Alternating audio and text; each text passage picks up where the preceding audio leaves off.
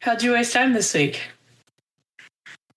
I wasted a lot of time preparing for ice to arrive, and the literal weather ice, not the other stuff that comes out of the sky, not. Yeah, and I wasted time preparing for my uncle's move and scrambling his brain, which has worked effectively since he woke me up at 6:40 this morning and was like, "Why am I here?" I was like, "Is this an existential question, or is this like a literal?" Does he ask many existential questions? No, but it's funnier if I say that. It's a funny joke, right? Fair. Hello, and welcome to the I Love You Bet podcast. I'm Heather, and this is my sister, Rian. Each week, we will revisit relics of our childhoods using our multiple master's degrees to critically evaluate the crap that consumed our misspent youth. So join us, sisters, latchkey kids, cuspers, and lazy feminists as we look back at our past to say, I love you, but... So right now he's watching Schitt's Creek to kill time while I do this. So has our mother arisen or emerged from her boudoir yet? Yes, she finally got up. Oh, and I wanted to give a follow-up to our Target Take the Wheel. So I found that conversation to be quite funny, and so I made a special video just for it. Yeah. And I had Mom watch the video and listen to the video, and she was like, "But I don't understand." Like she just didn't understand the concept of a person giving over their decision-making abilities to Target at all, which was fun because then later that exact same day, I came home and I look on the counter and there are these Burt's Bees face masks. Oh. And they're all cucumber. And Mom eats most produce, but she won't eat cucumbers or melon, watermelon, anything like that. They're all related. Yeah. And I suspect she has an allergy to them, not that she doesn't like them. I don't know, because I don't like those either. Okay. Like, I don't like, I mean, not like, ugh, but like I never go out of my way to eat cucumber or melon. Yeah. Any kind. I don't know that she has an allergy to them. I think we just don't like them. But either way, why would you pick that as the mask 100%. To put on your face? Yeah. Like, I don't know. I mean, sometimes she likes the smell because, she talks about how she loves the smell of coffee, but she hates the way it tastes. So I don't know. Were they on sale? No, I have no idea. Yeah. But I just loved it because it was like Mom proved that she didn't understand Target telling her what to do because she let Target tell her what to do and it told her very wrong. I mean, I guess you should be impressed that that woman was so like self-evolved and self-aware that she can say she's going to. Are you trying to say that our mother isn't self-aware? No comment. I am a little concerned that now that, Father Hector has started listening and he's like put her on the group text with us where he talks about that he's listening to our podcast, that she's going to want to start listening to it as well. No, she's too afraid of what we'll say. And as she should be. She's terrified of us. Our mother is terrified of us. AKA the truth. So, That's also a joke. Please don't call like an elder abuse hotline. I did tell her about your joke about me withholding bread from them, and did there need to be an intervention? And she said, "But you're right, I don't usually want bread." I was like, "I know." She goes, "But then it was on the table." I said, "I know, that's why I don't usually put it on the table." Some might argue that if it's on the table and you eat it, that at some level you do want bread, but okay. Uh-huh. I know, it's complex. It's really not. If something yummy that you know. Complex carb. It's not a complex carb. Damn, that would have been a really funny joke if I... It might have been. So in preparing for snow, the other thing I did was I had to find a way to get Eddie out of his apartment so that I could pack it, because I can't do anything with him standing around. It makes me too crazy and it makes him upset, and it's just a bad plan. So I had to find somebody to babysit him because, mom can only do so much. Right. So I made arrangements for him to go over to Dave and Shelley's. And then I arrived later and made us all chicken and dumplings because that is my go-to snow food. And I'm white as hell. And then I was so excited because after about 30 minutes, Katie Rose showed up. And, she is so awesome. Yeah. But I don't have her number. And so last night I was making the Aldi shrimp scampi package for Mom and Eddie. And it was like about a cup of garlic butter, which is an appropriate amount of garlic butter, I feel. Yes. And so I just really, really, really wanted to text Katie Rose garlic butter, but I didn't have her number because making friends as an adult is hard, especially if you're an introvert like me and you don't just go around being like, hey, we just met. Can I have your phone number? You're not And then you get into that awkward phase of like, well, we've known each other this long and we haven't exchanged numbers. Like, So I texted Jesse and I said, if I have something really important to tell Katie Rose, would she be willing to give me her phone number? And he just replied with her number. So right. I don't even know if he asked her. No clue. That was so complex. Like you... But I really wanted the joke to be the setup of him saying, Heather says she has something really important to text you. Because then I texted her and all I said was garlic butter. Yeah, no that would be fun, except one fatal flaw. It involved a cis white man. I mean, they might have told. I don't know. I know. But she... the better than average, but... She replied and said, hello. Yes, I'm interested. Tell me more. Yes. Garlic butter. Yes. And I said, I was just cooking shrimp in a sea of garlic butter and it made me wish you were here so that we could riff on it. That's all.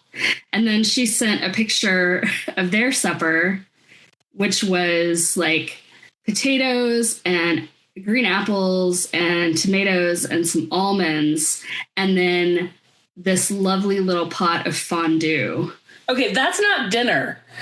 That's a charcuterie. She says we're having an alpine après ski night. Oh,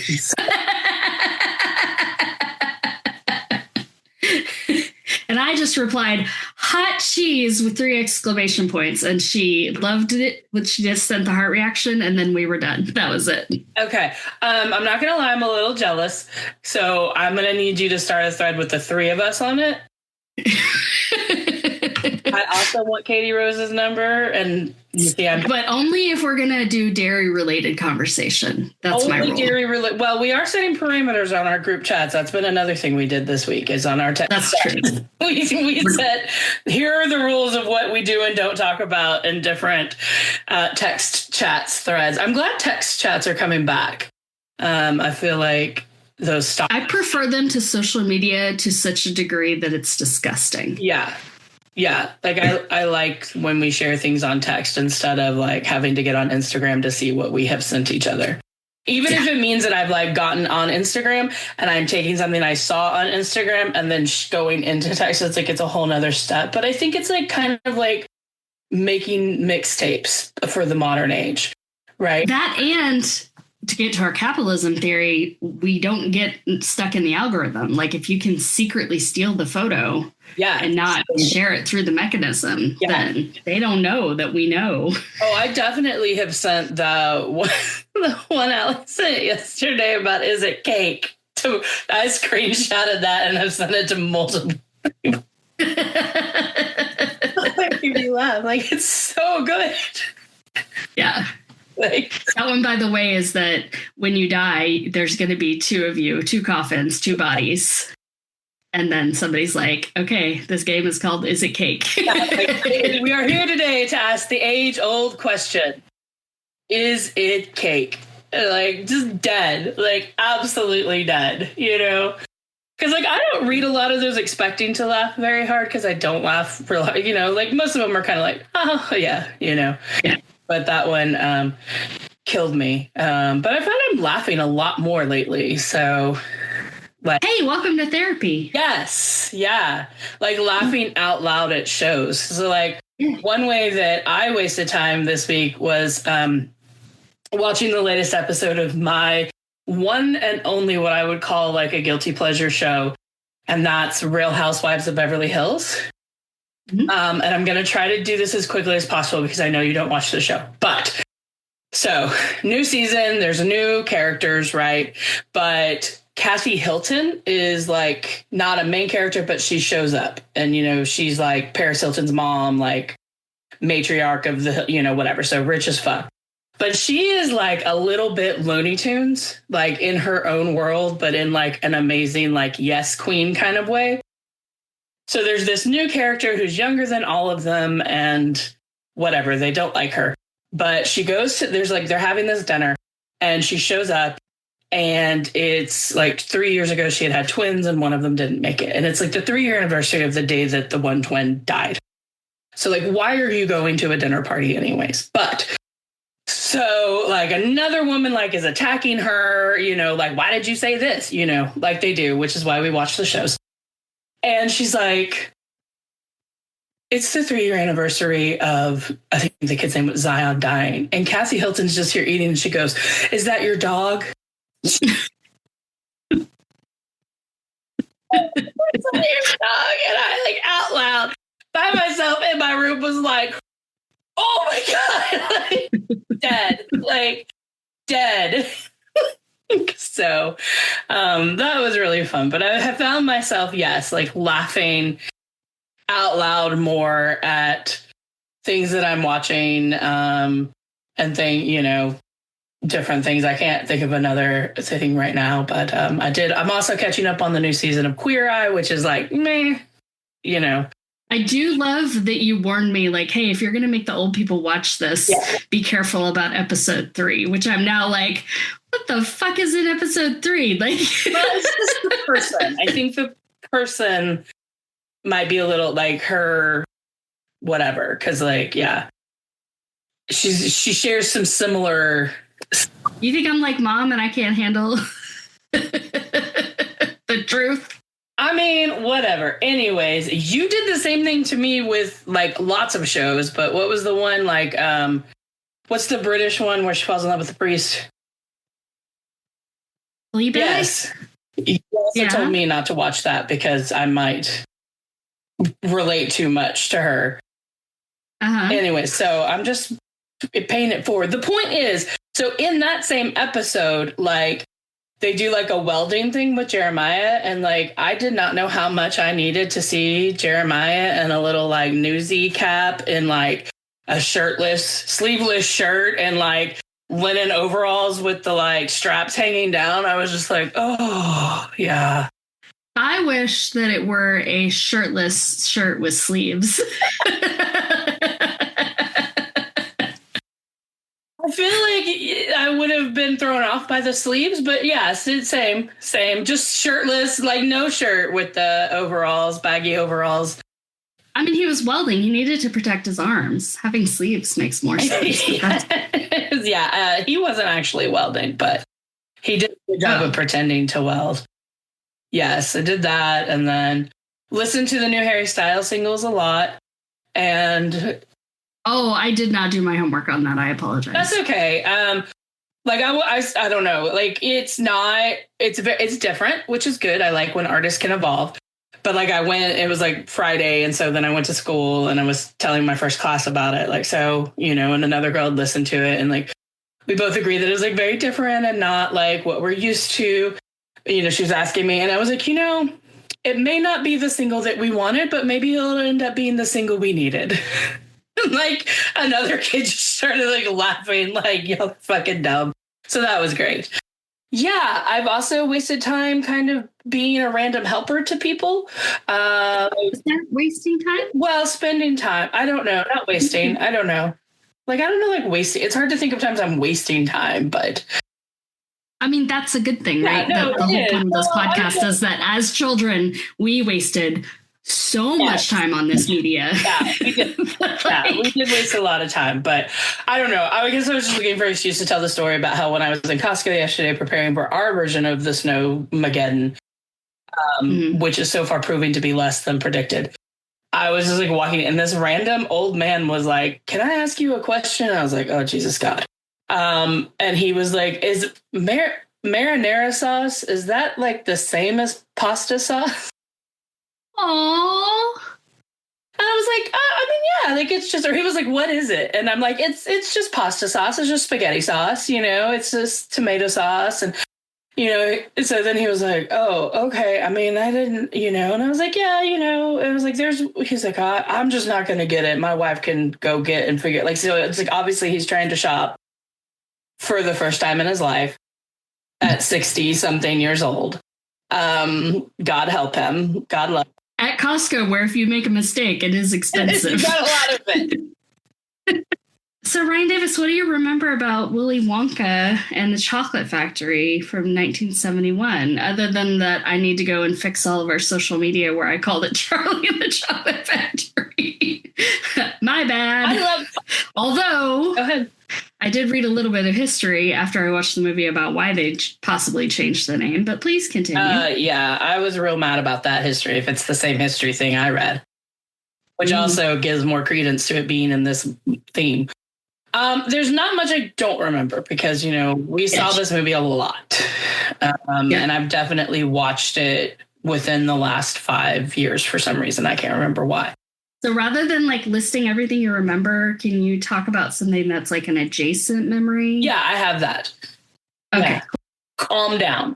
I remember being in a summer camp. Mom put me in a summer camp that was like an art summer camp, like a week-long art summer camp where we did an abridged play production of Willy Wonka. In a week? It was very abridged. Very abridged. I think we sang one song and it was the Candyman.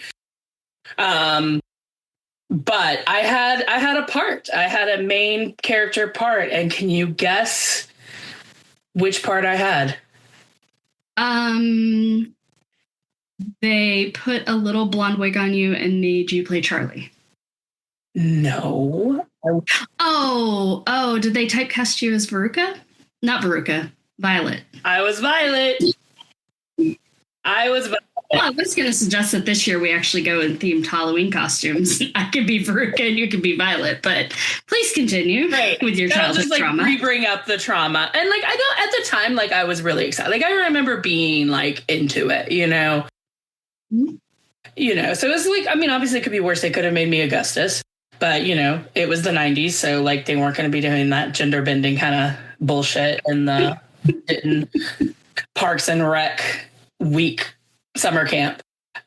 So yes, I was cast as Violet. And that's all I really remember about that. Oh, I also remember, so obviously corporate espionage is like a huge theme in this movie. And so it did also make me think about when I learned what corporate espionage was, which was when I came and visited you in LA and we were in Trader Joe's. I'd never been to a Trader Joe's before, and they had one of their beautiful like chalkboard things, and it had Mr. T. And I was like, oh my God, I want to take a picture for a friend who like loves Mr. T.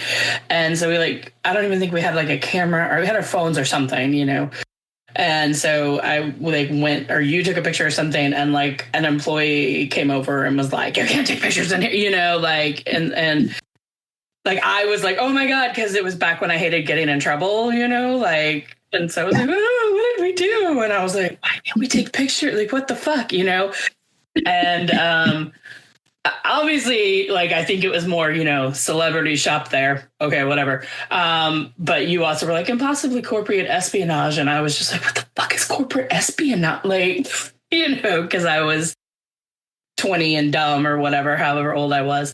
But yeah. Well, I moved there when I was 28, so you would have been 25. I was 25 and dumb. Like, I love hearing phrases like that. And like there was one this week. I have a student who's doing like a research project in another class and came and asked me for some help, and I was like, okay, well, what's your project about? And she was like, hostile architecture. And I was like, what the fuck is hostile architecture? Like, that building wants to fight. Like, what the fuck? Like, fuck you, but like, what is that? And like, I just was like, what is that? You know, to her, like, because I don't have a problem being like, you know, I'm not the person who's gonna be like, oh yes, yeah.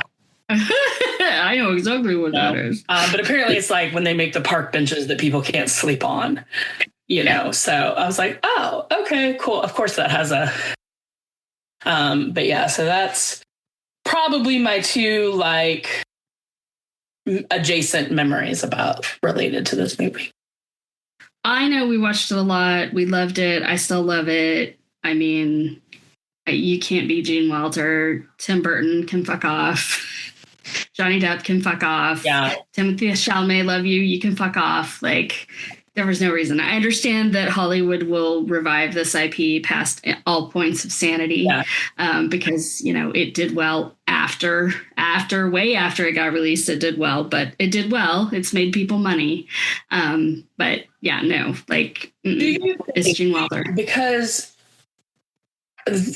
like, you know, watching it now, the effects and they're terrible. You know, it was 71, right? And so like, yeah, and they made it for $3 million, which, well, they made it for more, but that's how much they got from like was it Carnation or what was it?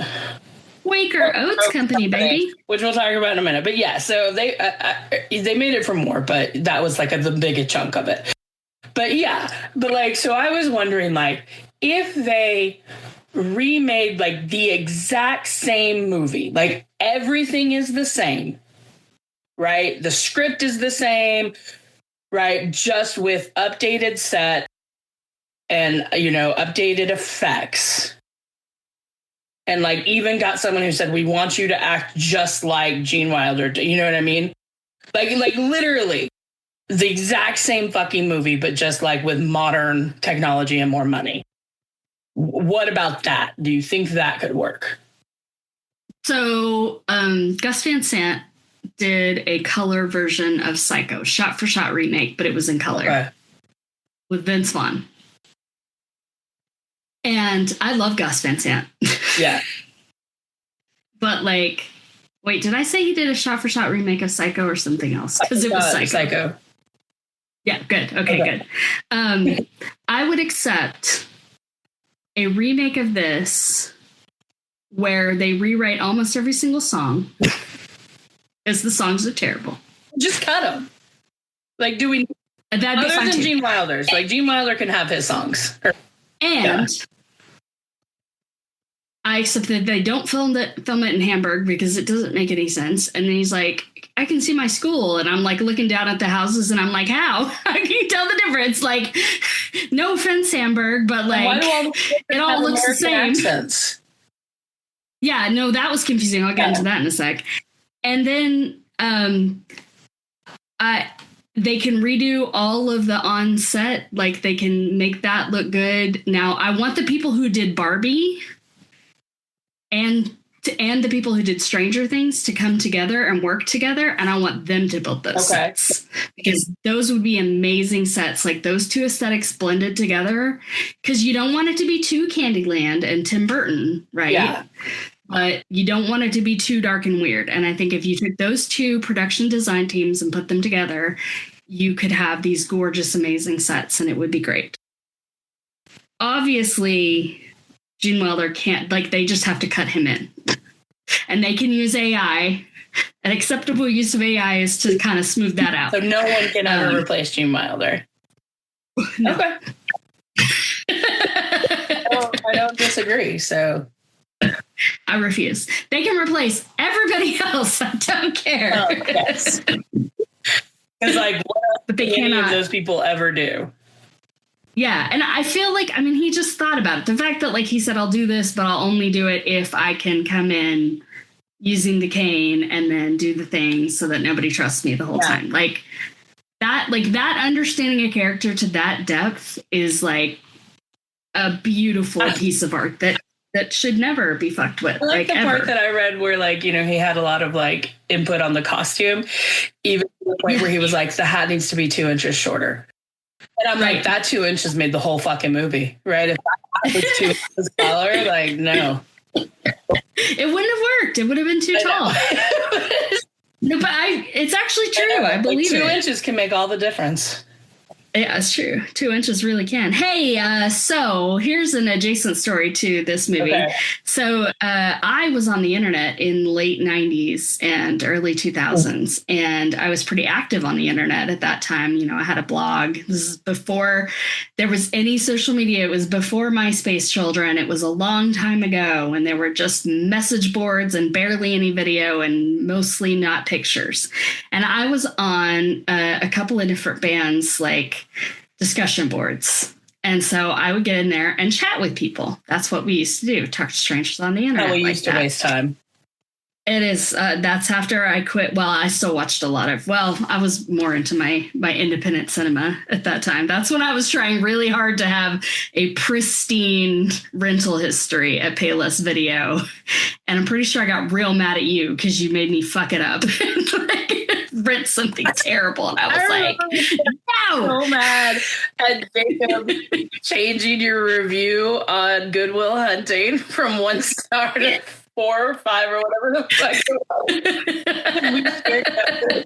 Yeah, Jacob from fucking Boston, who was like, I fixed it, and I'm like, you didn't fix it. And I'm pretty sure I didn't give it 1 star, but yes, no, that like, was it like when you went to go rent things and like the cool hips, like people working at Payless and like pulled up and they saw your history that they were like, oh, she's cool. Like, what? Yeah, but also in my brain, it was that I knew I was going to have this record. Like, you know, like to me, like my Payless rental history was like my permanent record. And that record was when going they to have be like your presidential library, like the Heather Davis library. Yeah, I was thinking about running for president. Like not like running for president, but like one day in case you have like your own library or like they have your papers in an archive somewhere. Is that why kept all those report cards and everything? Yeah. They'd be like, she kept that shit tight.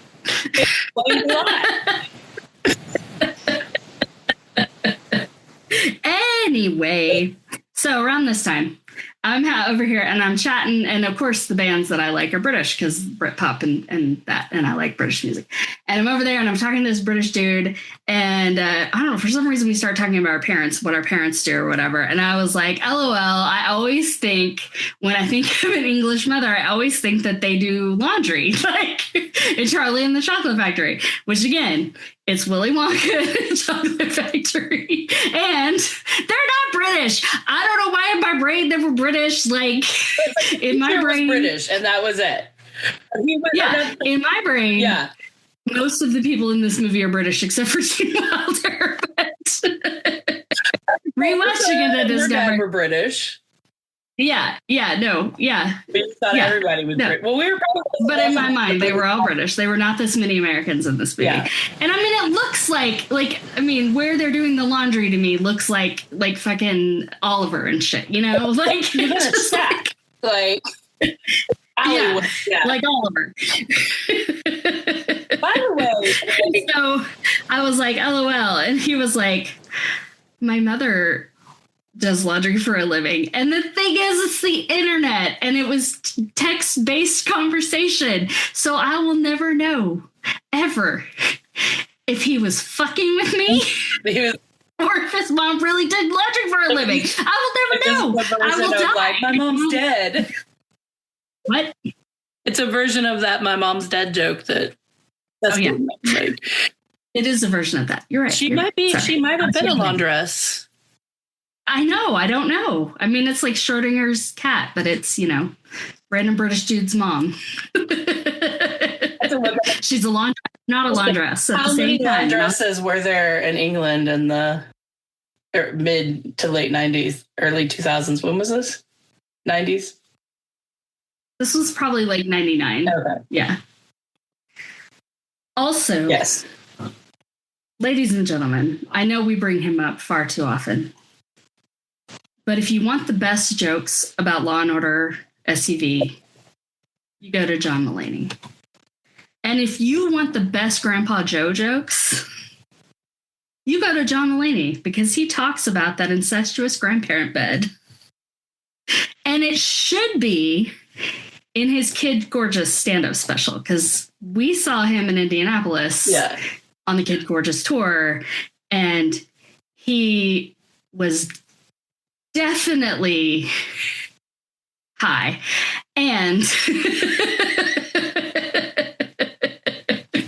went off. Like, the more we laughed, the more disgusting he got, and the funnier it was.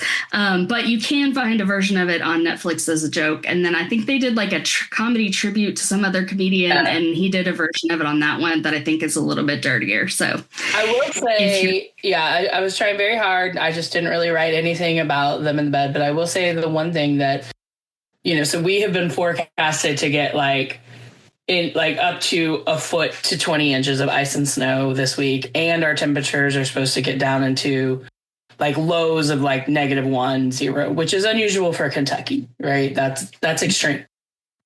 And Elliot's at the farm, and I don't know if they're going to make it back today or not, because it's ice and snow right now. And I was like, I think this week I'm going to become one of those grandparents who just lives in my bed, because it's the warmest spot in my house, because it just leaks air. Like I remember one year it snowed, and I'm like, oh man, my roof doesn't have any snow on it. It was good. And Ben's like, yeah, because your house doesn't have insulation, so all the heat just leaks out. And I was like, oh, that's not good. I was I own the house or something. So there's lots of leaks, and so. You're not a chemistry math teacher like the teacher in this movie, okay? No, I'm not a chemistry. How are you supposed to know how science works? I don't need, part of my charm is that I don't know how things work. That I think that a pony is just a baby horse. But in fact, it's a whole other creature. But yeah, so I'm on my bed right now. I'm not in the bed. I bothered to actually just deal, but it's a little warmer. It's 30 degrees today. So I've been feeling a little guilty for a little while about Eddie paying me to help take care of him. And then when I saw how much memory care is going to cost, I didn't feel guilty, because I know I'm going, I've done a way better job than they ever will. And he's gotten more attention and a very specific customized level of care that makes him very happy and whatever. But I was, again, feeling a little bit guilty about charging him for being here. And then I was like, well, I am feeding him and entertaining him because he can entertain himself. And then I put it on our Slack last night, but I was like, you know what? I'm charging him for the fact that I can't just fucking stay in my bed and read for 3 days. Because if it were up to me, that's all I would be doing. That's your time. That's fair, right? Yeah. Are you charging him less than you do when you actually have to go there? No. But I'm only charging for the awake hours, so. Do you normally charge for the non-awake hours? No, but I'm saying it's he's still here. Well, I mean, it's he got me up at 6:40 when he had his existential crisis at 6:40 this morning. I was going to say, so him waking up early is really good for you financially, but no, because I put him back to bed and I didn't charge for that. I didn't start charging until 9:30. 20 minutes or an hour. Well, so then I don't think you can feel bad. I'm not an asshole. No.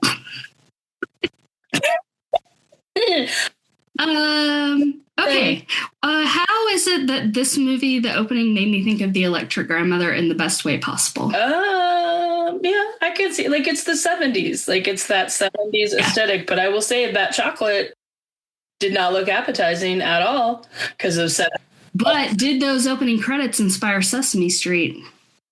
I don't know. I was giving more of Mr. Rogers vibe. Oh, well, I was just thinking how, on Sesame Street, they'd always be and this is the crayon factory and how crayons are made. That was Mr. Rogers. They did that on Sesame Street, too.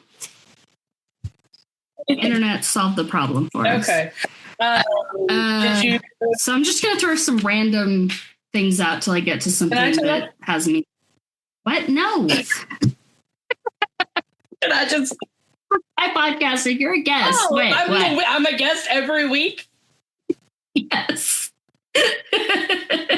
You're the only one who can put up with me. Likewise. Please continue. Why do you think Ben doesn't live here?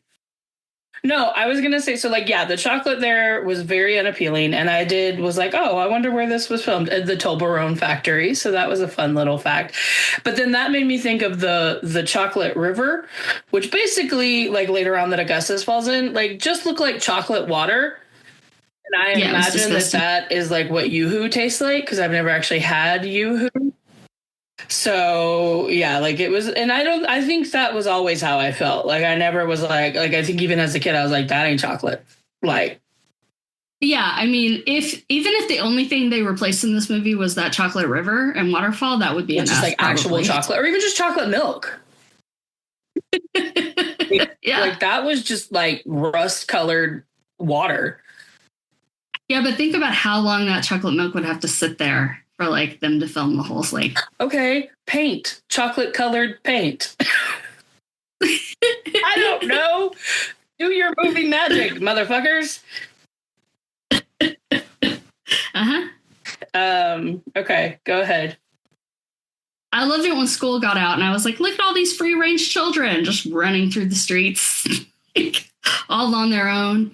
And I'm going to argue that this movie is probably a good inspiration for a lot of psychopaths and serial killers. Thank you. That Candyman is fucking creepy as fuck. The song is creepy. He is creepy. I don't know if it's because of like where we are in the world right now with like media and shows and podcasts about child molesters that we can't see something and be like, oh, that's just so wholesome and of the time. And that we can only see it as you are a creepy child molester, especially when you like lift up the fucking like thing, be like, come on back, y'all, like the counter thing. And like, oh, come run down into my like child molestation lair, you know, or back room or whatever. And also, like, giving away candy is a really bad business model. So, like, obviously, you are a child molester, murderer. And I don't understand why then Charlie's like outside looking in like, I can't afford candy. Like, motherfucker, go in. He's just throwing it around. Just stay close to the door. You know, like grab you some candy. Also, like all of them putting their nasty, grubby ass little fucking hands in those candy jars. Like, I don't want to go to that candy shop. No. Because like, look how dirty that city is. Like, they be washing their hands. Like, fuck that candy store. The candy man can, like, because the world tastes good. And no. Cut that from the remake. Cut it. Do you think he was serving them a malt or something even more fucked up than that from that, like, urn? Yeah, he was serving them roofie juice.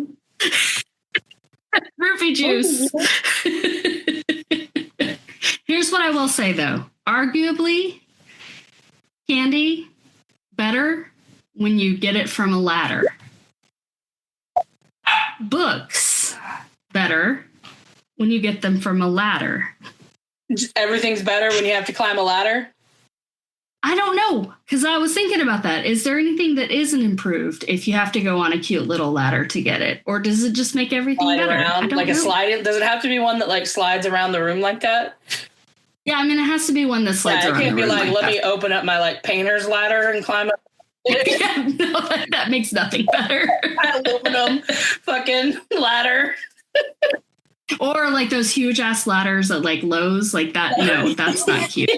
What about like a cherry picker that's like, you know, like one of those. Or like if you just have like a grab hand, like a, you know, like a big arm. No. It has to be like an old, like wooden.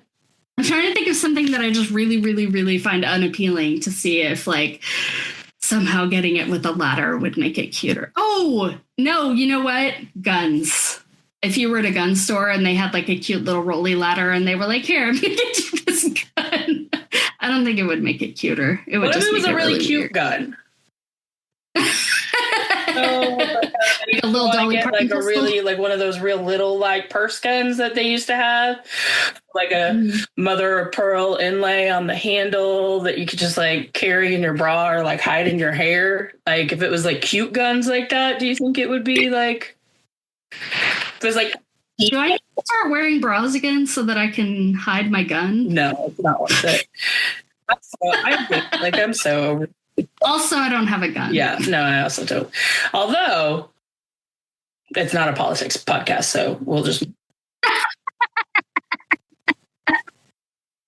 So, not so long after the creepy Candyman, we encounter the creepy the Tinkerer. Yeah. Me with my cart of swinging knives. You and the dog. Yeah.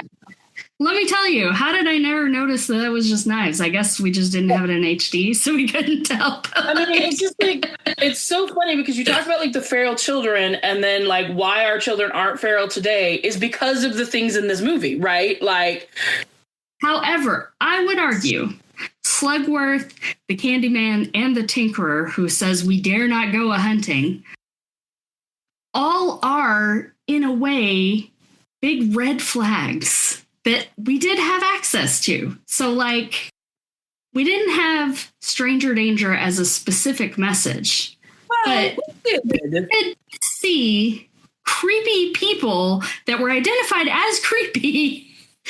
That was like, I don't think so. We were the transition, right? So we were the transition so we got like, yeah, still go out and play, be home by the first light or the last light or whatever. But here's your very special episode of your favorite 80s sitcom. Yeah, but also like being told, like, watch out for people with vans, you know, when people come and say like strangers will give you candy, don't take it, you know. Like at Halloween, like razor blade apples. And, you know, like, so I think that it was like there, it just wasn't to the like degree of you can't go outside unsupervised the way that it is now. Like that was like the process that got us to, along with the internet. But yeah, no, that was all real fucked up and scary and terrifying. So. Here's what I love. So then Charlie goes home to the incestuous grandparent bed. And I would like to tell you some reactions that our uncle had to this scene. Okay, bring it. Love it. I love that he's like a tertiary guest on the show. Yeah. Grandpa Joe says, well, if the floor wasn't so cold, and Eddie just said, socks.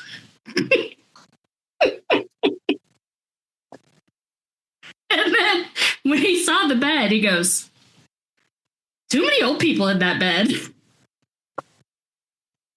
True. Fact. Yes. Check. I don't understand why Charlie has to pay for his grandfather's bad habit. Like, also, I'll feed your drug habit, Grandpa Joe. Not a problem. No big deal. I mean, to Uncle Joe's or Papa, whatever, Grandpa Joe's credit, he was like, no, I'm giving it up. Yeah, I know. But yeah. And this is when we discover lots of Wonka things, like there's corporate espionage, there's mysterious slave labor. And then Grandpa Joe says, and this is the biggest mystery of them all, which I get that that's the premise of the movie, is that everybody has to want to get into this Wonka factory, so it needs to be a big mystery. And they definitely satirize it, but also like, nope, this is not the biggest mystery of them all. Yes, I did have to kind of keep like, when we go into the hysteria, like those scenes, like I had to keep myself, like my, you know, asshole nature to like criticize everything. It's just like let it go, Ryan. Like it's supposed to be ridiculous and funny, you know. Yes. And I wondered if that shouldn't be our new way of framing things when they make us crazy and we get real fixated on them. If we shouldn't just go, is this a Wonka thing? Like, do we need to be this obsessed with this? Whatever this is, like, yeah. Is this a Wonka? Because if it's a Wonka, we can just move our on. Government or like everything. Everything, like anything on the news, and we get all upset about stuff. Like, is this an actual thing? Like, I mean, I feel like, ice shooting people is an actual thing. Like, that's an actual thing, right? Yeah. Like, that is not. Yeah. Maybe we can make like a scale, like how to know. We can work on a test. Like, is this actual or is this Wonka? We can, with a Wonka rating scale of reality. I do love the teacher. The teacher is amazing. He's part of what makes the beginning move. Yeah. Like, I will say part of the reason this movie is good is because it moves. Like, even the drudgy, shitty songs, and like the fact that the first half of the movie is just leading up to the second half of the movie. Yeah. Like, it's not a traditional, usually it would be like 20 minutes in, Charlie would be in that factory. And it's like, no, it's more like halfway through. Like, it does. And I do remember it being longer. Like, I was like, oh, this isn't as long as I thought it, like in my memory, But I will say, so like this week, we had extremely cold temperatures and they didn't cancel school. And then the next day, the whole city was covered in black ice and they didn't cancel school. And like kids' cars were in ditches. Multiple adults slipped and fell in our parking lot, all of these. And so watching this and seeing the teacher being like, oh, chocolate bars, get the fuck out. School's out. Was like, like, I don't know. We all slipping and falling and breaking hips and shit. And, like, and we can actually do like online school now and like fucking NTI or whatever. Like, he's just like, you don't need to know anything. Like, I mean, he's hardly teaching them anyways, from what I can see, since he can't find the percent, like what two of 1,000, what percentage that is. But, like, you don't need decimals. So counterpoint. Yes. The capitalism went real hard in the factory. Yes. With Veruca's dad. And then when she was like, make them work nights. It's like, oh. Yeah. But if you worked in that factory and you found the golden ticket, would you say, or would you pocket that fucking ticket? I mean, so here's the thing, right? The prize is a lifetime supply of chocolate. But just so that girl didn't get it. Like, you could give it to any random kid in the world. Like, no, yeah, 100%. Like, fuck that bitch. Like, fuck that girl. Whatever. Like, again, and if you sell your lifetime supply of chocolate, it's way better than the 2-pound bonus or whatever shit it was. That he bonus? Yeah. But I'm like, what is that financial gain? Like, if Charlie, like, say that all he had gotten was the lifetime supply of chocolate and not like the keys to the factory, and he goes back home to the stew, old people stew, yeah, his laundress mom, what laundry soup. Is he gonna sell it? Like, what is he gonna do with this lifetime supply? Like, how's it?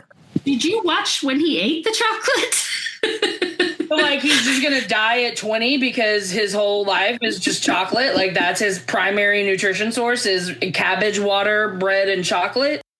But I think it was the chocolate was like, it's like a nice thing. Like, he doesn't get nice things. Like, I totally I get that. I just mean, like, sorry, I tried to say I wasn't going to poke holes in the whole, like, anyways, one thing I did rewind to was the last line of the first newscast where he says, how long will the spirit of man hold up under the strain?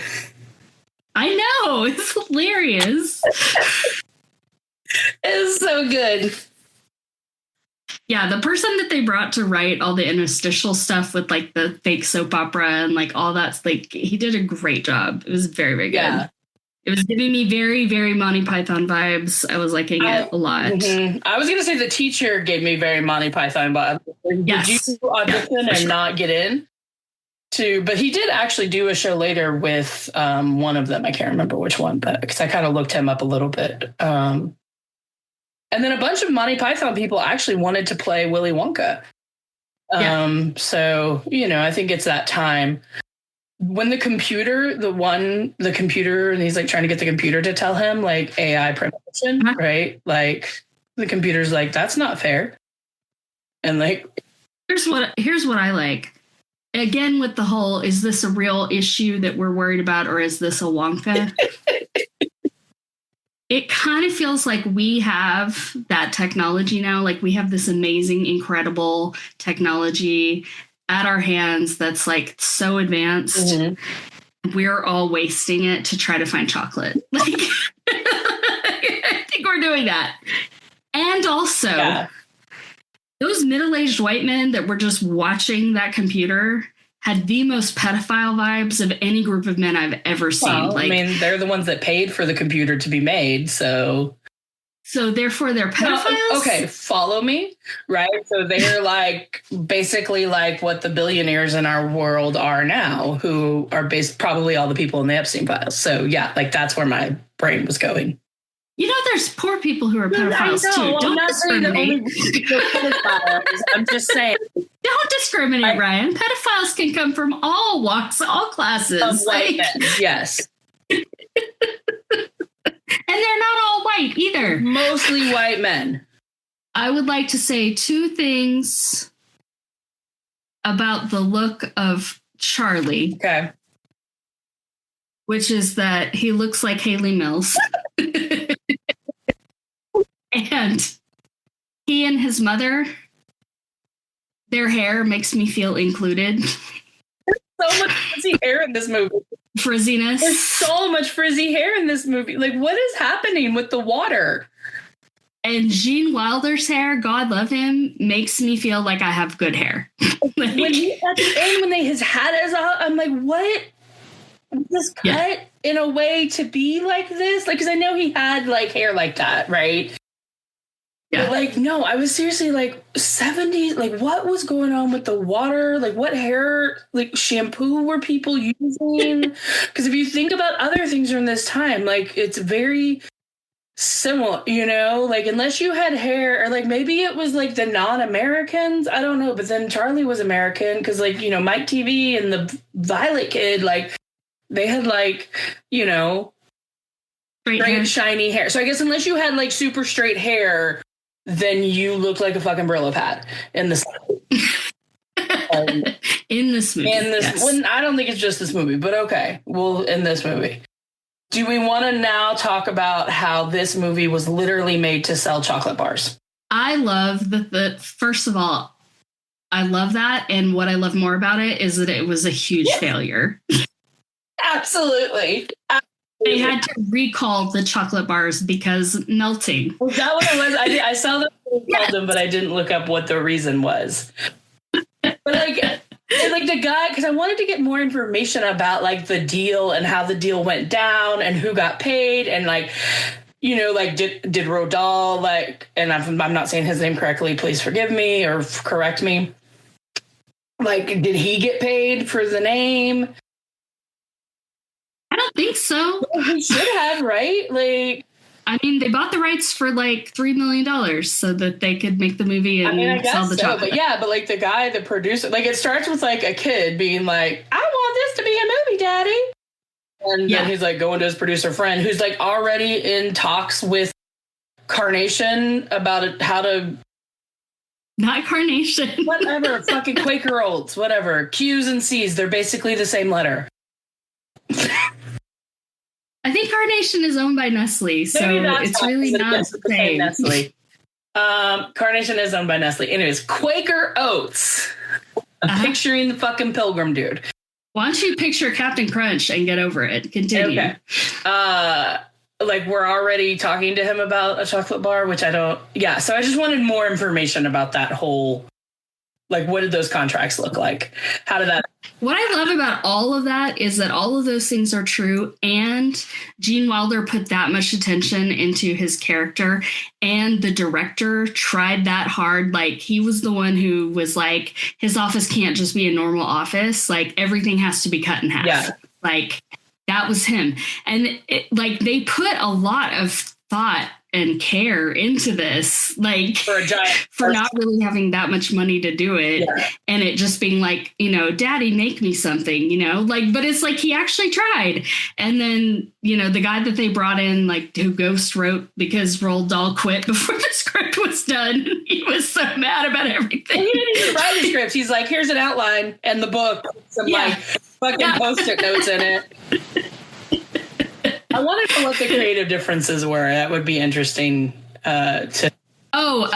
He was mad that they changed the Oompa Loompas. That was part of what he was mad about. Okay. So I did see the thing where like the NAACP was like having issues with the book. Have you read the book? Did you ever read the book? No, and I was kind of tempted to, and then when I started reading about why he was mad about the changes, I was like, I don't know. Have you ever read any of his books? I meant to ask you that earlier. I have never read Roald Dahl. I never have either, so they sound terrifying. I think gave someone a set of Roald Dahl books when they like had a baby. Yeah, so like the Oompa Loompas in the book are basically African pygmies, and then they're like working essentially in slave labor. So the NAACP in the 70s was like, fuck this book. So like Oompa Loompa is like oofty goofty. Like, yeah. Shout out to the doll. You know how often Shanganang comes up? Like, can I tell you how when they were doing the percent lesson in class, and then he told him how many chocolate bars he had opened, and I don't know what he yelled at him, but he was yelling something at him, and really all that teacher was yelling at him was, "Why are you so poor?" Like, it makes me uncomfortable that you're so poor. Quit being so poor. Yes. Which, like, the teacher in me is like, how come you don't know he's poor? Well, yeah, I mean, but that felt very realistic for the time. Yeah. Slugworth with the microphone with Mike TV, like, that was amazing. Like, amazing use of props. Like, I love a good use of a prop. Like, if you're gonna have. Oh, I loved it when before that, when they had the newscaster when Augustus won, and they had him framed under the like antlers. Well, that was really cute. Okay, I got two more things about how Grandpa Joe is the worst. Number one, if I were a physical therapist, the Lazarus of Grandpa Joe would make me so mad. Like, that's not how muscles work. Not at all. If I were the mom, the Lazarus of Grandpa Joe would make me fucking mad. Yeah, I did catch her like fucking passive aggressive statement when she was like, well, it's hard with, you know, you all being bedridden for 20 years. I know. Which, great point, internet. They were all like in their 60s and 70s. Why have they been dead for 20 years? Although a couple of those did look real haggard. Like, they looked real old. Like, old people soup. Also, Grandpa Joe, bitch, you do not have a golden ticket. You do not. Charlie has a golden ticket. Like, shut the fuck up. Shit, you don't even have pants, motherfucker. I know. Like, you just in your, which, by the way, like, okay, we talked about his mom was a laundress. Why is Grandpa Joe's night dress like fucking stained all to hell? Like, what kind of laundress is she? Does he only have one, so he just has to wear it all the time and she can't wash it because otherwise he'd just be like naked ass? Like, he gets out of bed and he has like the yellow, which at first I was like, oh, that's really good. Like, I love the costume. And then I was like, but she's like a laundress. Like, what? I don't. Okay. No, I know. No, I'm shaking my head because in that same scene, they cut to a part where they go into the bed and there's a chamber pot under the bed. And I was like, oh, the horrors. The horrors that chamber pot is. Like, at what point do you just be like, look, I'm sorry, but Charlie has to bounce. Like, I'm going to go. We're going to maybe have some cabbage soup with like a bone in it in another town. Instead of, like, and especially when she's like, cheer up, Charlie, make me smile. Like, my world's terrible, so you need to just make me smile. Like, how fucking toxic, right? Like, and cheer up, Charlie is as fucking terrible as that shitty song from Grease too. Like, I was like, skip. Yes. Like, your life is great. Life is wonderful. Like, you eat fucking cabbage water. And bread is a... They were the happiest poor people in the entire world. They were so happy. Like, it is Too damn much. In addition to The Electric Grandmother and Monty Python, this movie also has some things that very much felt like The Prisoner, the TV show. Okay. So I really enjoyed all of that. That was like some of the way they used the camera and the sets and the characterization, all of that. That was lovely. And I also wanted to let you know, here's another reason you should be jealous of my text chain with Katie Rose. The other night when I was there, she was wearing a sweatshirt that had an illustration of Jean and Gilda on it. It was the best. She's so cool. I would like to pretend to be outraged that they all saw that huge contract and just signed it without even being able to read the whole thing. But I do that all the time. Yeah, the end user license agreement of every single app I've ever downloaded. We do this all the time, everyone. Yeah, also, that whole scene, like when he pulls the curtain back, like I think in my mind, that's how I imagine the Constitutional Convention being when they went and signed. They have the quills and it like pulls the like velvet curtain back to sign this. And I was like, that's how, when we write a new constitution for our country, I think that that's what we should do. Is it the sign? I think that'd be great. Yeah. Who's going to be the John Hancock who like takes up all the space and then everybody else has to write smaller? I don't know, but it needs to be a woman of color. Because if we're making a new constitution, like we are starting the fuck over. So anyone who goes up there swinging a big dick around, taking up all that space, needs to be a woman of color. Speaking of, I liked that they made sure one ticket stayed local. And they kept a local kid that got a ticket because obviously they knew where the tickets went because his little linchpin was right there. Yeah. So also not random. Don't like that all of the kids came from like first world countries. Yeah. And they were all white. You can blame Roald Dahl for that. Yeah, we'll say he was the racist in the room. Even though, like, they totally changed things about the book, like they got rid of the father, and once he was out. You do realize this is 1971. No, I'm just saying for the remake, don't make them all white, and maybe have one from another country that isn't European or America. So, we would like someone from the global South, please. Thank you. And Augustus needs to give less Aryan youth. That's really unsettling given our current political. Did you read about how they cast him? No. They were like, well, he's got the look. And then they, to test his acting, they were like, pretend to get stuck. As long as he can do that, he got the part. Crazy, he never did anything else of note. Okay, so they signed the end user license agreement and they're into the Wonka factory for real. They get to see behind the curtain. I love that the first quote, like the first random quote that he comes out with, is it my soul that calls upon my name? Like, yes, so many. So I don't know if you read, but that's not in the book. No, it was. All those quotes were the ghostwriter put those in. Yeah. And they add so much to that character. Again, like, yeah. I do wonder, and maybe you looked this up, but just his reactions to the students, to the kids, right? His how were those written, or were any of them just because they seem so natural, right?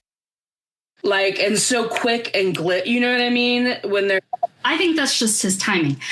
I don't know. I would have to read the book to know how much they're in there. But like, yeah, but like murder, or was this Gene Wilder? I think a lot of it was Gene Wilder. I really do. Yeah, because it's so good. I mean, it's like, I think I don't. Okay. I think I like this character because it kind of reminds me of how I am as a teacher, which is not kind, but also very kind, like a nice mix. But yeah, like I was, and just some of these lines were so great. And also really great examples of bureaucracy, you know, when he's like, all questions must be submitted in writing. You know? Yeah. Like using bureaucracy to get around things. Yeah. Like, oh, can we show this as an example? You know, I need to make like a video montage of different scenes for movies for bureaucracy. And then I think I also like the Alice in Wonderland-esque-ness of the movie. Yeah, the fact that they have all those changes in perspective where he like locks them in that little tiny space and then they end up coming out the same door, but they're in a different place when they do. And then like they go down that hall and it like gets smaller and all that. Like it's such a great way of like intentionally mixing up their brains so that it's like, oh, well, you want to come here, things are going to get weird. Like, just so you know, I'm warning you. Like, it's great. Like even when the hands start grabbing their coats and hats, like, the contract gets smaller to where you can't read it. Like it's going to get fucked, which also tends to make me very uneasy when you put it in 70s style ness. Yes. So there was some anxiety watching the movie went on. So I'm sorry. That's okay. It's amazing. I love the fact that he looks so sad when they're in the chocolate room and he just knows that the kids are going to fuck it all up. He's just like when he's singing his little song about World of Pure Imagination. Yeah. Yeah. Okay. But the choreography for that was amazing. Like I love that. Like he's just dancing up and down the stairs and holding them back. And it was very good. I did look up stuff because I didn't know a lot about Gene Wilder, and I thought he had died earlier than he did. No, I didn't realize it was 2016. I thought it was earlier. I guess the most notable thing is that in his book or in his memoir, he did talk, and I couldn't find any other details, that like when he was like 15 or something like that, he got sent to private school in California. And while he was there, he was sexually assaulted. Oh. Yeah. Like he was bullied and abused because he was like, you know, Jewish. So it was like very anti-Semitic, but he was also sexually assaulted. So, just interesting one that he, not that it would happen, but that he would talk about it, you know, later on. I think this movie definitely played a part in my early ingrained fat shame because of their little song about eating and, you know, gluttony and all of that. So, you know, thanks for that, Willy Wonka, Oompa Loompas. And the Bible. I mean, that wasn't such a big part of our childhood. Yes, but it was there. I mean, yes. Isn't it one of the 7 deadly sins? Yes, gluttony is one of the 7 deadly sins. Yes. Yeah. Can I tell you one of my favorite lines real fast? Yes, please do. Go. The suspense is terrible. I hope it will last. Oh, God. The words and the delivery. No. Hey, that boat showed up real fast. I thought that boat was laid later. Oh, no, yeah. Yeah, I didn't realize that, like... I don't think I understand the point of that scene. Like, I don't understand the... why he felt the need to, like, scare the shit out of them. Make them go through the True Blood opening credits. And then Scream sing like he's doing Boots by Rudyard Kipling. Like, oh my God, so fucking creepy. Like, I still think it's one of those, it felt to me like another opportunity to be like, you know what? We're good. We don't need to go through this. Like, it's another way to give them a chance to say, nope, it's not worth it. Right. And to also kind of test their mettle. Like, can they handle going through The psychedelic trip ride. Yeah, because when they take over the factory, they can't just get rid of that. Yeah, I mean, that was one really interesting thing about the end that I never picked up on before, when he was like, adults would do things their way and a kid's going to do things my way. And it's like, that's a little, like, he can't make changes. Like, Charlie can't. He's got to do it your way forever. Oh, I've got some comments about the end, but we got a little more to go before we get there. So this leads into another observation. So why do all the machines have to make farting noises? Like, they all just fart. I mean, that's just some of that British. And I think 70s. the sound effects team for this movie worked harder than any other movie ever. Like, there's just so many sound effects. I imagine that this was sound. Jurassic Park might argue with you, but okay. What? What might argue with me? Jurassic Park. No. See, like, but this is what I'm saying is, like, in my mind, these sound effects, these were the people in the rooms who were like, and like, weird things to make the Foley art. They have names. Those are called Foley artists. The Foley artists. Like, this movie should have won an Academy Award for Foley artists. They probably didn't have it back then. I probably don't have it now. I would like to argue that really Charlie should have just stolen that stationary bike and given it to his mother for her laundry soup, because she could have been much more effective. Well, now he owns it, so she can use it to do the laundressing. Yeah, do all the laundry, I'm sure. Hey, you know what's not a good capitalist idea? An everlasting gobstopper. Yeah, that's terrible.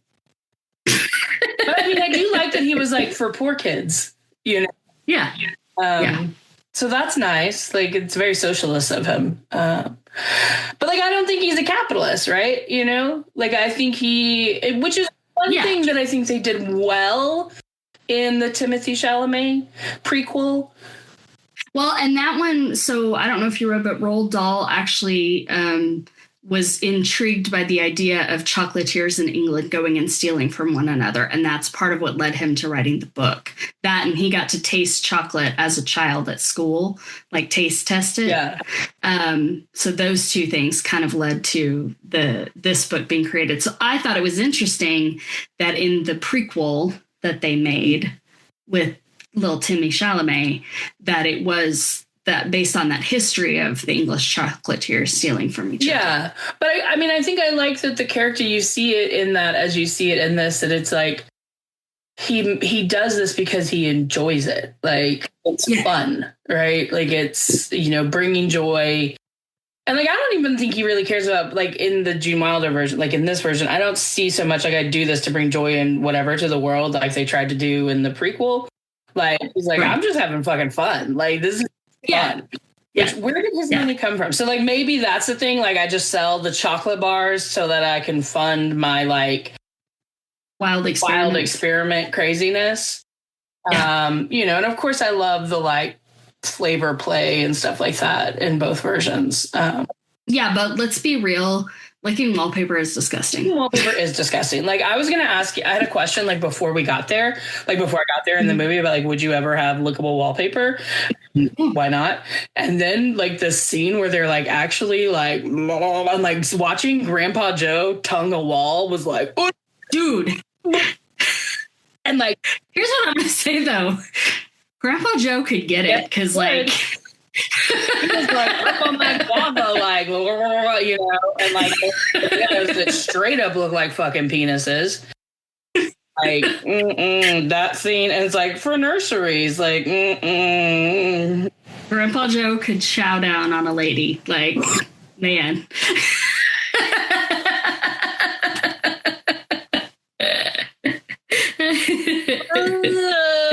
Okay. Gross. Where's Fancy Red in the heart or in the head? Hey, when Violet blew up, would you like to know what your mother asked? Ugh. No. Yes. Has Elliot seen this movie? She asked it again during the Veruca scene. I was going to say, like, I can see that, but like the Violet one, like, what? I think it was the not listening. Oh, the fuck around and find out. Yeah. I mean, I have a question of like, because like at the end I was like, you know, there's part of me that's like, Elliot should see this movie. And now I'm like, I don't even know, like, because there's like hesitation because it could be scary. But then now it's like he's getting to an age where it's like, I don't even know if he would, like, I don't know if he would enjoy it. So is it like, is there something in this movie that he, like a reason in this movie, something he needs to see other than the fact that it is part of the cultural zeitgeist? Right? Yes, right. That's why I'm asking. Like, Jesus, calm down. At least I'm asking and I'm not just like, nope, he doesn't need to watch this. Like, please. I love you. I love him. He is a spoiled child. Yes, I know. Like, I 100% know. It would be very good for him to watch this. Do you really think that he's going to take something away from it? Like, it's going to... That is not the point of him watching. Okay. The point is giving him an opportunity. Okay. To see, oh, this is a bad character. This is a bad egg. And I kind of act like this.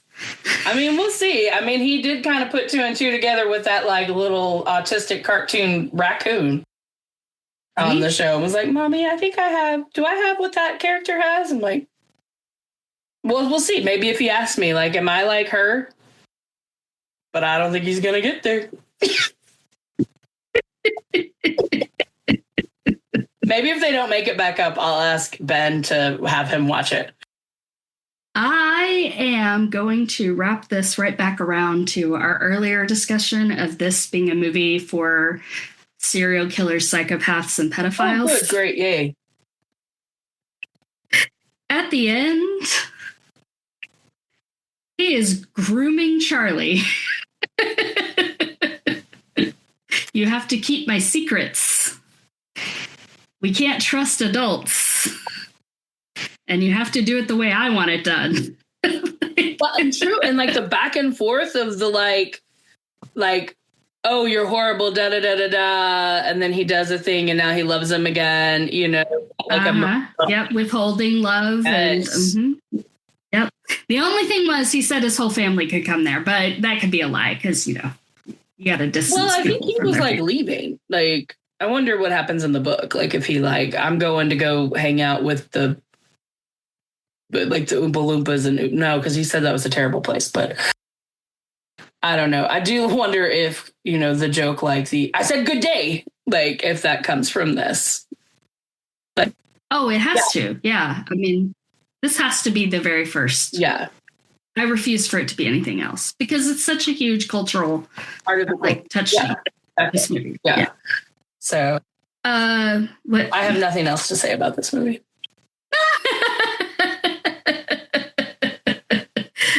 I had 2 more research things I wanted to mention. One of which was Veruca's dad is Rory Kinnear's dad, which if any of you know who Rory Kinnear is, you'll be like, oh, yeah. But if you're British, then you probably already knew that. And then they liked Wilder because he had the sardonic, demonic edge to him. That's not usually like a calling card. Like, I love your sardonic, demonic edge. Well, for Wonka, right? Yeah, no, I know, but who's like? I think if Walton, like, if Disney had got a hold of this, you know what I mean? Like, it would have not been. Yeah. And I think that part of the reason, even as a kid, that this is appealing is because you know that there's something kind of off about him, you know, and that he's untrustworthy, but he's very charismatic and very compelling. And you trust that those kids are all going to be okay, but you never see those kids again. So I have no idea if what the taffy pull. It's like when the Oompa Loompas like whispered in his ear about the taffy pull. It's like, oh, of course I won't hold you responsible. Yeah, I mean, I wonder if this is why, if you know, like, so, and not this movie, but I mean, like that, like the appeal of someone who is like kind of charismatic, but also like dark and whatever is like why like if that taps into the same thing where it's like women being attracted to like bad boys or something, like that same kind of whatever in our brains that doesn't want to protect us from harm. I mean, I think us being attracted to bad boys is partially because of the way that Hollywood portrays romantic love. Yeah. And also, I think when we have examples in our early lives of what love looks like and it's not healthy, then we are much more likely to gravitate towards unhealthy relationships. Yeah. And like happy relationships don't feel safe for a lot of people. True. Yeah. I know that you say that our podcast is better when we're just being funny and not trying to be like deep. So sorry to go there, but. No, it's okay. It's just also like, you know, I mean, it's like, this isn't a film history podcast. So like, we don't have to go that far and hard into the history, and it's not a film critique podcast. So like, we don't have to go that hard in that direction. It's not really a feminist podcast. So we don't have to go into like critical theory and like, I go where what's interesting, you know? yeah. So, but that's, you know, that's interesting too. Who is Rory Whatamafuck, who is the son of Rory Kinnear. So you watched the very first episode of Black Mirror, right? I don't know that I watched the very first episode, no. You would remember if you had watched it, because it was like, I had to be convinced to get it in another try. It was so disturbing to me. I didn't watch it then, yeah. And it's funny to me because people are like, they're like, oh yeah, like they love Black Mirror. And I'm like, I cannot watch it. Like I cannot, I watched the second one and then I was like, nope, nope, not as bad as the first one.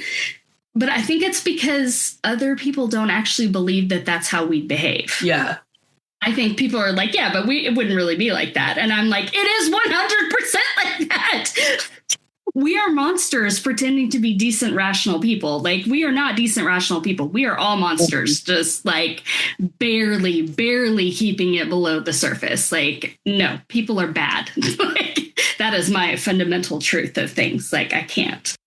I mean, I'm not quite as extreme in that. Like, I think that we all have the potential for bad. I actually had a student had a conversation with me about this not long ago, but I think that we all have the potential to be terrible.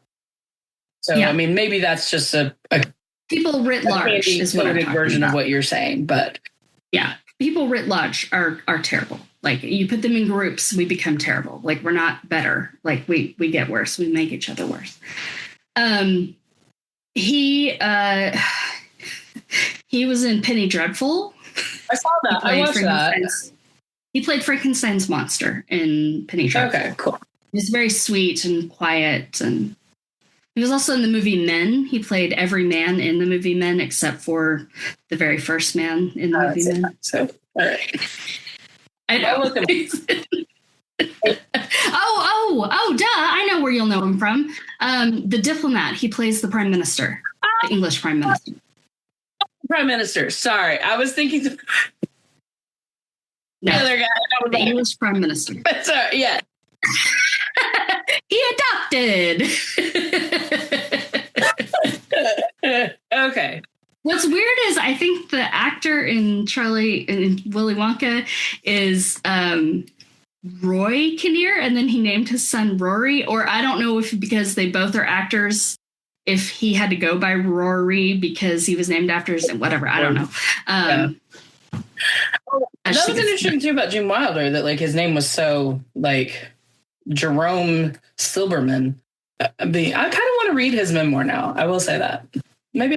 Okay. And maybe that'll be a book I can get into because I'm having trouble finding books that I like actually want to read. The Secret Society of Irregular Witches. Very Secret Society of Irregular Witches. Like, because I want one where it's like I don't want to put it down. Like, it's been like I think since 2024, really I've had trouble finding a book that I'm like. Have you read anything by Ali Hazelwood? Yes, I have, not this year, so I probably need to get something. But I've read. She puts out like 4 books a year, girl. I know, but like, I mean, She's a machine. Well, but like even the one like who's the one I like a lot, who she's written a lot too. She did the like 7 Wives of whatever Hugo and like the. But anyway, so she writes a lot too, and like her latest one, even that, like I just, you know, You're thinking of Emily Henry. No, I'm not thinking of Emily Henry. Okay. Latest too was like, you know, it was good, but it wasn't like I don't want to put the, you know, so I think it's me more than it is the books. Cause like even like Stacey Abrams, I'm reading her 3rd in this trilogy that I fucking loved and couldn't put down. And it's like, you know, so I think it's more me.